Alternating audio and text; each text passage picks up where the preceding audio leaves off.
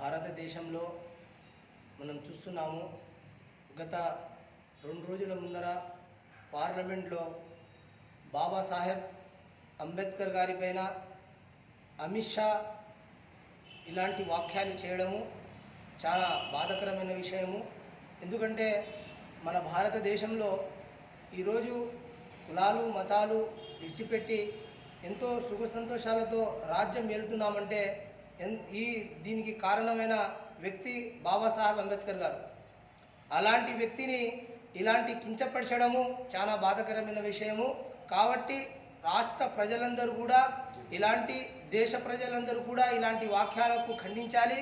మరియు అమిత్ షా గారు తన ఈ పదవి పైన ఉండే అర్హత లేదు కాబట్టి ఆయన రాజీనామా చేయాలని మేము ఇండియన్ యూనియన్ ముస్లిం లీగ్ పార్టీ తరపు నుంచి కోరుతున్నాము. ఎందుకంటే ఈరోజు ఇలాంటి వాక్యాలు చేయడము మరియు రాబోయే కాలానికి కూడా ఎలాంటో మాటలు చెప్పడం జరుగుతుంది.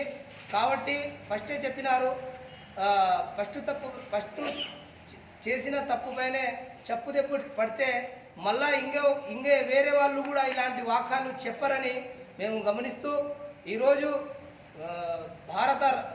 భారత ప్రభుత్వానికి మరియు అధికారులకు కోరేది ఏమిటంటే ఇలాంటి తప్పు ఎవరు కూడా చేయకూడదంటే ఇప్పుడు ఇలా చేస్తే బాగుంటుందని మేము చెప్తున్నాము.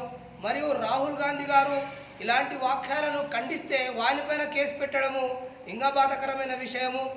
ఇప్పుడు భారతదేశంలో ఈ బీజేపీ ప్రభుత్వం వచ్చినప్పటి నుంచి ఇలాంటి ఎన్నో సంఘటనలు జరుగుతున్నాయి, ప్రజలందరూ గమనిస్తున్నారు. రాబోయే కాలంలో గ్యారంటీగా బుద్ధి చెప్పడానికి ప్రజలు సిద్ధంగా ఉన్నారని కూడా చెప్పడం జరుగుతుంది.